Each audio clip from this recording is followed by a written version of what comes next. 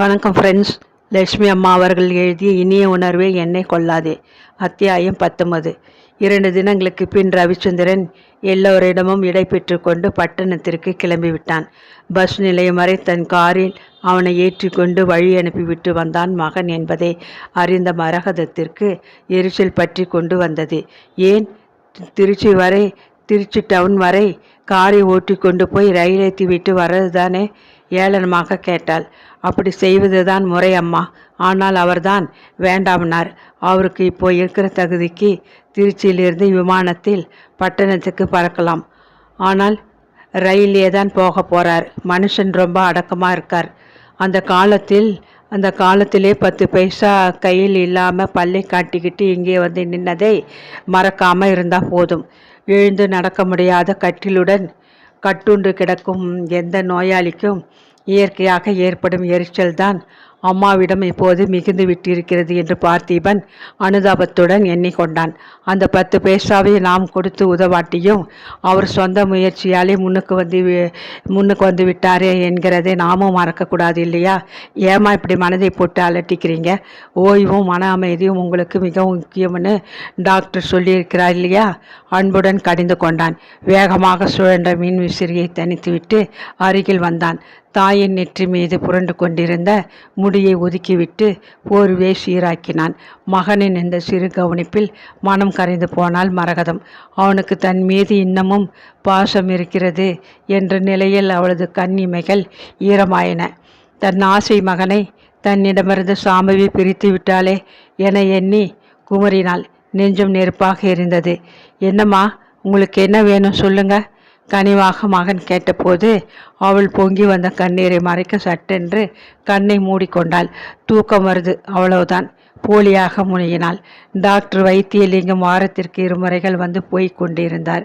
முதல் நாள் மாலை வந்து சோதித்துவிட்டு அவர் திருப்தியும் மகிழ்ச்சியுமாக சொன்னார். இன்னும் கொஞ்ச நாட்களில் காலை மெல்ல தரையில் ஊனிக்கிட்டு நடக்க தொடங்கி விடுவீங்க, கவலைப்படாதீங்க என்று தைரியம் கொடுத்து விட்டு போனார். அவள் பூர்ண குணமடைந்து முன்போல் வீட்டில் வளைய வரும் முன் சாம்பவியை அங்கிருந்து அப்புறப்படுத்த வேண்டுமே, அதற்கு தான் அவள் கவலைப்பட்டாள். தூங்கும் பாவனையில் வெகு நேரம் படுத்து கிடந்த அவள் மனதில் 1000 திட்டங்கள் உருவாக்கி கொண்டிருந்தன. பகல் உணவுக்கு பின் மருமகள் அவளை படுக்க வைத்து உபசரித்து விட்டு போன போது திடீரென்று மூளையில் அந்த நினைவு பளிச்சிட்டது. தன்னையும் அறியாது ஒரு வேகத்தில் அவள் யார் உதவியும் என்று நிமிர்ந்து உட்கார்ந்து கொண்டு விட்டாள். தூரத்து உறவுக்காரி பகவதியின் நினைப்பு வந்ததுமே அவளது கற்பனைகள் கொடி கட்டின. இத்தனை நாளும் அவளை பற்றி நினைக்காதிருந்தது எத்தனை மதியினம்! ஒரு கடிதம் போட்டால் போதுமே, மூட்டை கட்டி கொண்டு தன் மகளுடன் அடுத்த ரயிலில் புறப்பட்டு வந்து விடுவாளே. மதுரையில் தான் இருக்காள், அதே வீட்டில்தான் வசிக்கிறாள். கல்யாணத்துக்கு அவள் வரவில்லை தான். அதுக்கு காரணமில்லாது போகவில்லை. தன் மகள் மாயாவை பார்த்திபன் கட்டி கொள்வான் என்று எதிர்பார்த்தாள். பலமுறை வெளிப்படையாக மரகதத்திடம் கேட்டுவிட்டிருந்தாள். மரகதம்தான் பிடி கொடுத்து பேசவில்லை. ஊரில் பெரிய தனக்காரர் என்று முழங்கிய தன் கணவரின் அந்தஸ்துக்கு, தங்கள் செல்வாக்கிற்கும் கணவனை இழந்துவிட்டு பள்ளிக்கூட ஆசிரியராக வேலை பார்த்து தன் ஒரே மகளை படிக்க வைத்து ஆளாக்க பாடுபட்ட பகவதியின் அந்தஸ்து ஈடாகாது என்றுதான் அவள் மௌனமாக இருந்தாள். இப்போது நினைத்து பார்த்தால் உண்டு உடுத்தினக்காரி வாகீசனை சம்பந்தி என்று சொல்லிக் கொள்வதை விட ஊற்று வீட்டில் தன் மகளுடன் தனியே வாழும் பகவதியையே சம்பந்தி என்று உறவு கொண்டாடியிருக்கலாம் என்று தோன்றுகிறது. என்ன செய்வது? காரியம் மிஞ்சிவிட்டது. பெருமூச்செறிந்தால் மரகதம். பகவதியிடம் காணப்பட்ட ஒரு பேராசை குணம் மரகதத்திற்கு வெறுப்பூட்டியது உண்மை. பெரிய தனக்காரர் சட்டநாதன் மறைவுக்கு பின் சில தடவைகள் பகவதி தன் மகளுடன் வந்து அங்கே தங்கியிருக்கிறாள். அப்போது தன் பேராசையை வார்த்தைகளாலும் செயலாலும் காட்டி மரகதம்மாள் மனதில் நெருடலை உண்டாக்கிவிட்டிருந்தாள். அவர்களது வீட்டு தோட்டத்தையும் நிலங்களையும் சுற்றி பார்த்துவிட்டு இவ்வளவும் உங்களுடையதா என்று ஆச்சரியப்பட்டிருக்கிறாள். மரகதம்மாளின் கழுத்து சங்கிலியை கயிட்டு சொல்லி தன் கை பிடித்து தூக்கி கணம் பார்த்து 30 பவுனுக்கு மேல் இருக்கும் போலிருக்கே, முகம் முழுவதும் வைரத்தால் இழைச்சிருக்கே, இப்போ விற்கும் விலைக்கு என்று எச்சிலை விழுங்கி கொண்ட ஆவலுடன் அவள் பார்த்ததை பொறுக்க முடியவில்லை. பகவதியை அவளுக்கு பிடிக்காது போனதற்கு இன்னொரு காரணமும் இருந்தது. மரகதத்தின் உத்தரவை கூட கேட்காது பகவதி ஊருக்கு புறப்படும் முன் அவர்கள் வீட்டு தோட்டத்தில் காய்த்து தூங்கும் காய்களை தானே பறித்து விரைவாக மூட்டை கட்டி கொண்டு விடுவாள். பச்சு பச்சுன்னு தோட்டம் எப்படி இருக்கு தெரியுமா மரகதம்? காய்களை பார்த்தாலே வாயூறி போகிறது. போகட்டும், உன் தயவாலே நான் ஒரு வாரத்துக்கு சமையலுக்கு காய்களை பற்றி கவலைப்பட மாட்டேன். மாயாவுக்கு பிடிக்கும்னு புடலங்காய்களை பறிச்சுக்கிட்டேன். அவரைக்காய் பொரியல் எனக்கு ரொம்ப பிடிக்கும்.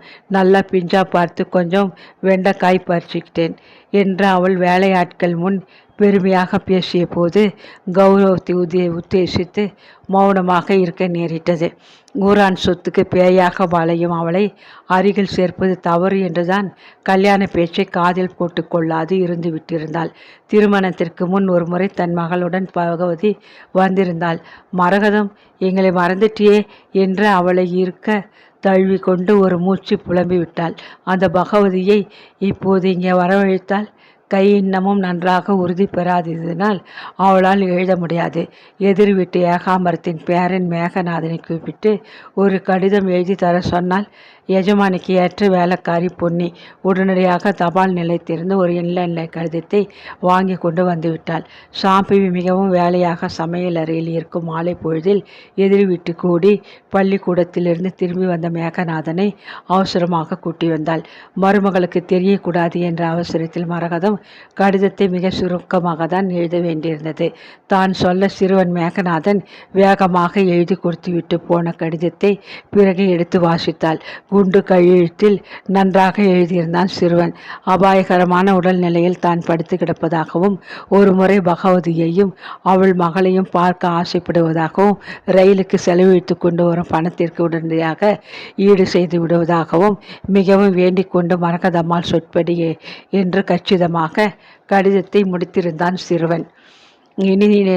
இனி திட பதார்த்தங்கள் சாப்பிடலாம் என்று வைத்தியர் உத்தரவிட்டிருந்ததால் மாமியாருக்கு இட்லியும் காஃபியும் எடுத்துக்கொண்டு சமையல் என்று வைத்தியர் உத்தரவிட்டிருந்ததால் மாமியாருக்கு இட்லியும் காஃபியும் எடுத்துக்கொண்டு சமையல் அறையிலிருந்து வெளிப்பட்டாள் சாம்பவி. வாசலில் ஏதோ சத்தம் கேட்கவே ஆவலுடன் எட்டி பார்த்தாள். காலை வேளையில் அவர்கள் வீட்டுக்கு வருவது யார்? வாயிலில் நின்ற டாக்ஸியிலிருந்து பெட்டி மூட்டைகளுடன் 2 பெண்கள் இறங்குவதைக் கண்டு வியப்புடன் திரும்பினாள். யாரோ நம்ம வீட்டுக்கு வராப்பில் இருக்க அத்தை, டாக்ஸி வந்து நிற்கிது என்று கூறியபடி பலகாரத்தட்டு அருகில் இருந்த மேஜை மீது வைத்தாள். தன் கடிதம் உடனடியாக வேலை செய்துவிட்டது என்ற மகிழ்ச்சி மரகதத்திற்கு. வெளியே காட்டிக்கொள்ளாது முகத்தை சுருக்கினாள். வீட்டுக்கு வந்தவங்க யாரா இருந்தா என்ன, போய் வரவேற்று உபசரிக்காம என்கிட்டு வந்து சொன்னா என்ன அர்த்தம்? சீறினாள். மாடியிலிருந்து திரும்பி இறங்கி வந்த பார்த்திபன் அவர்களை பார்த்து விட்டான். திருச்சியிலிருந்து டாக்ஸி செலவு செய்து கொண்டு அப்படி அவசரமாக பகவதி அம்மாளும் மகளும் எதற்காக வந்திருக்கிறார்கள்? அவனுக்கு குழப்பமாகத்தான் இருந்தது. சாம்பவி, இவங்க நமக்கு தூரத்து உறவு.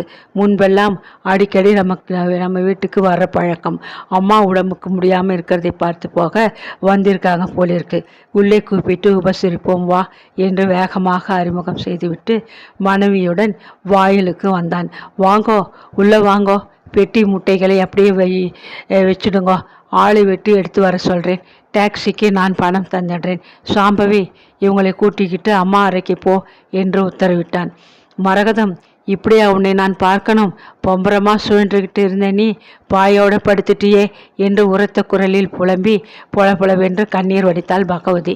கூட நின்ற அவள் மகள் மாயா தன் கைக்குட்டையால் கண்களை துடைத்து கொண்டு மூக்கை உறிஞ்சினாள். கூட ஒரு மூச்சு அழுது ஓய்ந்த மரகதம் தன் மருமகளை கடுமையாக பார்த்தாள். வெகு தூரம் பயணப்பட்டு களைச்சு போயிருக்காங்க. இவங்களை கூட்டிக்கிட்டு போய் குளியல் அறையை காட்டு. அவங்க தயாராகிறதுக்கு முந்தி அந்த வாசல் அறையை சுத்தப்படுத்த சொல். படுக்கைகள் மேலே புதுசாக விரிப்பை போட்டு வை.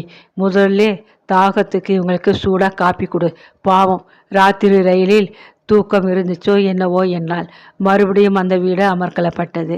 நோயாளியை கவனிப்பதிலும் கணவனை கவனித்து வெளியே அனுப்புவதிலும் வந்த விருந்தாளிகளுக்கு சூடாக காப்பி பலகாரம் கொடுத்து அவர்களது தேவைகளை கவனிப்பதிலும் சாம்பவி நிற்க நேரமின்றி திணறி போனாள்.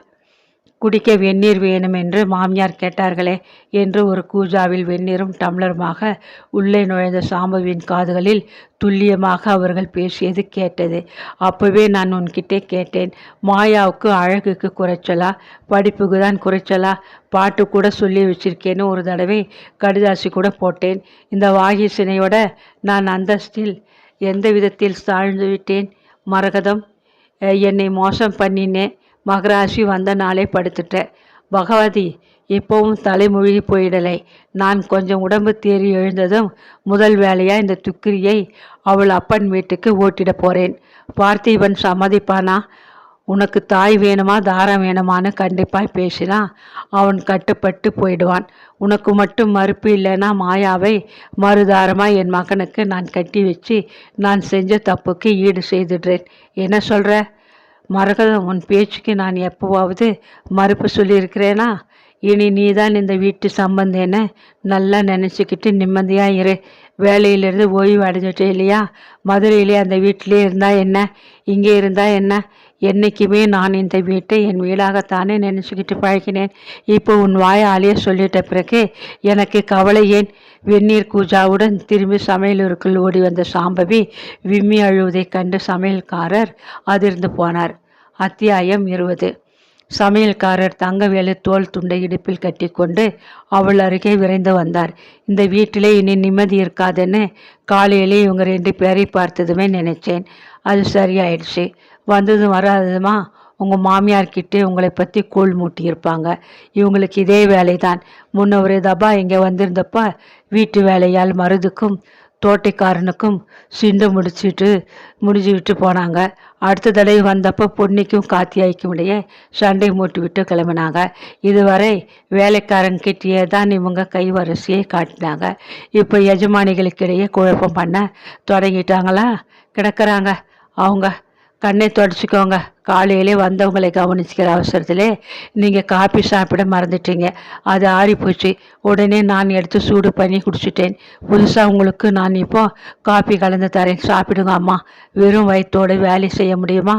மிகவும் குழைவாக கேட்டுக்கொண்டார். கண்ணீர்க்கிடையே புன்னகைத்தாள் சாம்பவி. அன்பும் பணிவுமாக அவர் கொண்டு வந்த மேடை மீது வைத்த காஃபியை எடுத்து ஒரே மூச்சாக குடித்தாள். அவள் கேட்ட அந்த வார்த்தைகளால் ஏற்பட்ட திகில் உணர்வு இன்னமும் அடி வயிற்றை பிசைந்து கொண்டிருந்தது. உங்கள் மாமியார் சங்கதிதான் தெரிஞ்ச கதை. நல்ல நாளிலேயே அனாவசியமாக ஆள் படைகளுக்கிட்டே நாள் பூரா கத்திக்கிட்டு இருப்பாங்க. இப்போ நோயாளியாக படுத்து கிடக்கிறதாலே ரொம்ப எரிச்சல் படுறாங்க. நான் ஒரு நாளும் அவங்க கூச்சலுக்கு பயந்தவன் இல்லை. அதுக்கு கவலைப்பட்டவனாக இருந்தால் எப்போவோ கரண்டியை கீழே வச்சுட்டு கிளம்பியிருப்பேன். நீங்கள் இந்த வீட்டுக்கு வருங்கால எஜமானி. ஏன் கவலைப்படுகிறீங்க? போலியான அஸ்திவாரத்திலே அமைஞ்ச திருமண வாழ்வுக்கு இப்போ ஆபத்து வந்து விட்டிருக்கே, அதுக்காக கவலைப்படுறேன்.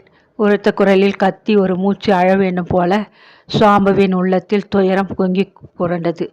என்னதான் சமையல்காரர் கனிவுடன் பேசினாலும் பெற்றவர்களிடமும் உள்ளூரிலே வசிக்கும் பெரியம்மாவிடமும் பகிர்ந்து கொள்ள முடியாத ரகசியத்தை, தன் போலியான வாழ்க்கையை அவலத்தை அவரிடம் பேச முடியுமோ? நன்றி ஐயா என்று கூறிவிட்டு வெந்நீர் பாத்திரத்துடன் அவள் வெளியே திரும்ப முன் பொன்னி ஓடி வந்தாள். பெரியம்மா உங்களை உடனடியாக தன் அறைக்கு வர சொன்னாங்க. தகவலை தந்துவிட்டு விஷமமாக முறவளித்தாள். ஆபத்துக்கு தண்ணி கேட்டா ஆள் முடிஞ்ச பிறகு கொண்டு வருவ போலிருக்க. நல்ல வேலை மாயா பக்கத்தில் இருந்தாலோ நான் பேசணும்.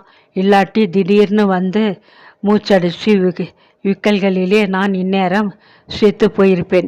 சட்டுன்னு ஓடி போய் ஒரு டம்ளரில் குழாய் தண்ணியை பிடிச்சிட்டு வந்து கொடுத்தா. மாயா புண்ணியவதி.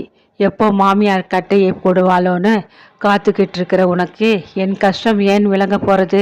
மரகதம் வந்திருந்த விருந்தாளிகள் முன் அவளை கடுமையாக சாடினாள். அவமானத்தில் உடல் குன்றி போக நெஞ்சு பதற கூஜாவை அருகில் இருந்த முக்காலி மீது வைத்துவிட்டு சாம்பவி ஒரு புறம் ஒதுங்கி நின்றாள். சரி, போய் மற்ற வேலைகளை சட்டுன்னு கவனி. பார்த்திபன் வந்ததும் எல்லோருக்கும் ஒரேடியாக மேஜையிலே சாப்பாடு போடு. மாயாவுக்கும் பகவதிக்கும் காரமாக சாப்பிட பிடிக்காது. சமையல்காரரிடம் சொல்லி அவர்களுக்கு தனிய பதார்த்தங்களை பக்குவம் செய்ய சொல்லு. மாயாவுக்கு சில்லுன்னு தண்ணி குடிக்க கொடுக்காதே. போன வாட்டி ஃப்ரிட்ஜு தண்ணியை குடித்து தொண்டை கட்டிக்கிச்சு. பாடுற பொண்ணு, உன்னாட்டும் வெட்டி ஆசாமி இல்லை, அதனாலே கொஞ்சம் கவனிச்சுக்கோ. சாம்பவி தலையை ஆட்டினாள். பெருமாள் மாடு போல தலையை ஆட்டாதே. நாம் மாலை பொழுது டிஃபன் சாப்பிட பழக்கம் இல்லை, ஆனால் இவங்க சாப்பிட்ற பழக்கம். உக்ரான் அறையிலே ஒரு பாட்டிலே கொஞ்சம் பாதாம் பருப்பு வச்சிருக்கேன். அதை எடுத்து அல்வா கிளறி அத்தோடு கொஞ்சம் பக்கடாவும் போட்டு காஃபியோடு தரணும். ஆமாம், உனக்கு பாதாம் அல்வா கிளற தெரியுமா? எங்கே தெரிய போகுது? முந்திரி பருப்பையே முழுசா நீ பார்த்துருக்க மாட்ட. உங்ககிட்ட பாதாம் பருப்பை கொடுத்தா நீ வீணாக்கி விடுவ. சமையல்காரர்கிட்டே கொடுத்து அல்வா செய்ய சொல்லு, நல்லா செய்வார். தன் பிறந்த வீட்டின் எளிமையை விருந்தாளிகளின் முன் சுட்டி காட்டி மாமியார் குத்தி கொதறியதில் துன்பமடைந்து போனாள் சாம்பவி. இமைகளை சுட்ட கண்ணீரை அடக்கி கொண்டாள். அப்படியே செய்கிறேன் அத்தை என்றால் மெல்லிய குரலில். இன்னும் ஒன்றும் சொல்லிடுறேன். பகல் சாப்பாட்டுக்கு பார்த்திபன் வர்றப்போ என் இரும்பு பீரோவின் சாவிகளை கேட்டு வாங்கிவை, தெரிஞ்சுதா? உத்தரவிட்டாள். பகல் உணவிற்கு பின் வெளியே செல்ல ஆயத்தமான கணவன் பின்னால் விரைந்து வந்தாள் சாம்பவி. அத்தை தன் பீரோ சாவியை கேட்டு வாங்கி வைக்க சொன்னாங்க. மூச்சடைக்க தடுமாறினாள். மறுபதில் பேசாது தன் சாவி கொத்திலிருந்து அந்த சாவிகளை தனியே கயிற்றி அவள் கையில் கொடுத்துவிட்டு பார்த்திபன் புறப்பட்டான். படுக்கை அருகே கிடந்த மேஜை மீது பணிவுடன் மருமகள் சாவிகளை கொண்டு வந்து வைத்தபோது விருந்தாளிகள் இருவரும் சாப்பிட்ட நிறைவுடன் அறைக்குள் புகுந்து நாட்காலிகளில் அமர்ந்து கொண்டனர். சாம்பவி வெற்றிலை பாக்கு தட்டி கொண்டு வந்து பகவதிக்கு கொடு. உக்ரான் அறையிலே பழுக்க போட்டிருக்கிற ரஸ்தாலி குலையிலிருந்து நல்ல பழுத்ததாக பார்த்து 4 எடுத்துகிட்டு வந்து மாயாவுக்கு கொடு. நம்ம தோட்ட ரஸ்தாலியை அவள் பிரியமாக சாப்பிடுவா. ஆகட்டும் அத்தை. இரு, அதுக்குள்ளே ஓடிடாதே. அடுத்த அறையிலே இருக்கிற என் இரும்பு அலமாரியை திறந்த நடுத்தட்டிலே நான் வச்சிருக்கிற புது புடவை அடுக்கிலிருந்து பச்சை வண்ண காஞ்சிபுர சேலையையும் ஆரஞ்சு நிற மைசூர் பட்டையும் அதுகளுக்கு வாங்கி பொருத்தமாக வச்சிருக்கிற ரவிக்கி துண்டுகளோடு எடுத்துக்கோ. லாக்கரை அதன் சாவியால் திறந்து அதுக்குள்ளே கட்டா நான் வச்சிருக்கிற 5000 இருந்து 2000 ரூபாய் எண்ணி எடுத்துட்டு பத்திரமா பீரோவை பூட்டி விட்டு இங்கே வா. மாமியார் உத்தரவுப்படியே சாம்பவி செய்து முடித்து சாவியை திரும்ப கொண்டு வந்து மரகதமாலின் தலைநக்கிடையில் வைத்தாள். நான் உயிரோடு மறுபடியும் எழுந்து நடமாடினால் இவளை மனைவியாக வச்சு நீ வாழலாம் என்று மகனுக்கு போட்டிருந்த உத்தரவை சாம்பவி ஒரு கணமும் மறக்கவில்லை. நாளடைவில் மாமியாரின் வலது கை உறுதி பெற்று பேச்சு திருத்தமாகி படுக்க மீது எழுந்து உட்காரும் அளவு உடல்நிலை வலுப்பெற்று கொண்டு வருவதை எண்ணி அவள் உள்ளூர மகிழ்ந்து போயிருந்தாள். இன்னும் கொஞ்ச நாட்களில் மரகதமாக காலை ஊன்றி கொண்டு நிற்க சக்தி பெற்று விடுவாங்க. அப்போது அவங்களுக்கு நீ உதவி செய்து நடக்க பயிற்சி தரணும். முதலில் உன் உதவியோடு நடப்பாங்க, பிறகு சுவற்றை பிடிச்சிக்கிட்டு நடக்க ஆரம்பிப்பாங்க. கவனிப்பு தொடர்ந்துக்கிட்டே இருந்தால் வர்ற பொங்கலுக்குள் மரகதமாக ஊன்றுகோல் வச்சுக்கிட்டு வீட்டுக்குள் வளைய வருவாங்க. அதுக்கு பிறகு வைத்தியலிங்கம் சிரித்தார். அதற்கு பிறகு என்ன நடக்கும்? ஆவலுடன் சாம்பவி கேட்டாள். அதற்கு பிறகு வருகிற பொங்கலின் போது பேரின் கையை பிடிச்சிக்கிட்டு பாட்டி மகிழ்ச்சியோடு வீட்டுக்குள்ளே நடமாடுவாங்க, இல்லையா? சாம்பவியின் முகம் குங்குமமாக்கியது. அப்படி ஒரு வாழ்க்கை அவளுக்கு காத்திருக்கிறதே என்கிற எதிர்பார்ப்பின் இன்ப உணர்வில் பூரித்து கிடந்தவளுக்கு இப்போது எத்தனை பெரிய அதிர்ச்சி! அவள் பொறுமையாக எத்தனை காலம் வேண்டுமானாலும் காத்திருக்க தயார். ஆனால் மாமியார் மரகதம்மாள் முதலில் மகனுக்கு கொடுத்த வாக்குறுதியை இப்போ மாற்றிட பார்க்கிறாங்களே. இதற்கு அவள் கணவன் பார்த்திபன் ஒப்புக்கொள்வாரா? பலவும் நினைத்து சஞ்சலப்பட்டாள். அன்று மாலை அவள் துவைத்து காய வைத்து பெட்டி போட்டு வாங்கி வைத்திருந்த தன் கணவனது உடைகளை எடுத்துக்கொண்டு மாடி அறைக்குள் வந்தாள். நாளேடு ஒன்றை புரட்டி கொண்டிருந்த பார்த்திபன் அவளை திரும்பி பார்த்தான். மனைவியின் முகம் மிகவும் வாடியிருப்பதைக் கண்டு நெஞ்சம் துணுக்குற்றான். சாம்பவி, ஏன் ஒரு மாதிரி இருக்க? உடம்புக்கு முடியவில்லையா? தொடர்ந்து விருந்தாளிகள் வருவதை சமாளிக்க கஷ்டமாக இருக்கா? அம்மாவை கவனித்து கொண்டு வீட்டு வேலையை செய்துக்கிட்டு வந்தவங்களையும் உபசரித்து அனுப்புறது ரொம்ப சிரமமான காரியம்தான். மறுபடியும் வந்த நர்ஸ் கமலாவை உதவிக்கு கூட்டிக் கொள்ளலாமா? மிகவும் அன்புடன் அனுதாபத்துடன் கேட்டான். அலமாரி தட்டிகளில் அவனது உடைகளை அடுக்கிக் கொண்டிருந்த அவளுக்கு அழுகை குமுறி கொண்டு வந்தது. உங்கள் தாயார் வேறு ஒரு திட்டம் தீட்டியிருக்காங்க. என்னை ஒதுக்கிட்டு மாயாவை தன் மருமகளாக ஏற்றுக்க விரும்புகிறாங்க. எனக்கு கொடுத்த வாக்கை நிறைவேற்ற போறீங்களா?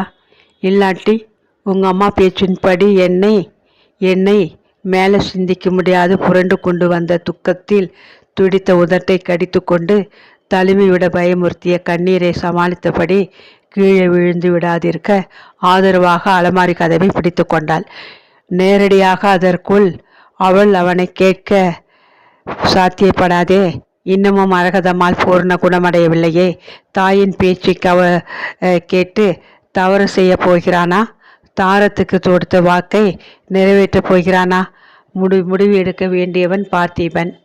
ஒன்றுமில்லை, அத்தையின் உடம்புக்கு சீக்கிரம் குணமாகலையேன்னு கவலைப்படுறேன். நடக்க முடியாமல் அவங்க படுத்து இருக்கிறதை பார்த்தால் ரொம்ப பரிதாபமாக இருக்குது. முன்னே பின்ன கொஞ்சம் வேலை கூடுதலாக இருந்தாலும் என்னால் சமாளிக்க முடியும்னு நம்பிக்கை இருக்குது. நீங்கள் கவலைப்பட வேண்டாம். அவங்க எல்லாம் இரவு சாப்பாட்டுக்கு உங்களுக்காக காத்திருப்பாங்க.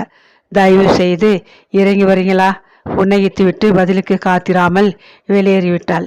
மறுநாள் காலை சாம்பவி மாமியாருக்கு காஃபி பலகாரம் எடுத்துக்கொண்டு வந்தபோது மீண்டும் அறைக்குள் பேச்சு குரல் கேட்டது. தயக்கமாக கதவின் முன் நின்றாள். பகவதி அம்மாளுக்கு இயற்கையாகவே பெரும் குரல். தனிவாக பேசிய போதிலும் வார்த்தைகள் கண்ணீர் என்று ஒலித்தன.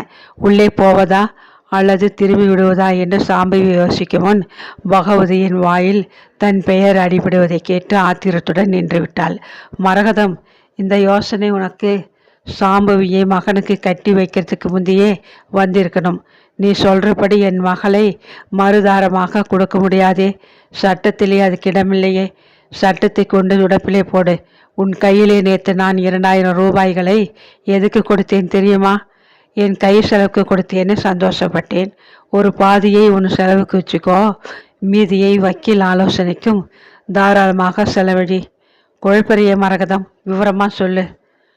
நான் ரொம்ப படித்தவில்லை, இருந்தாலும் ஊர் உலகத்திலே நடக்கிறதை பார்த்து புரிஞ்சுக்கிட்டவ.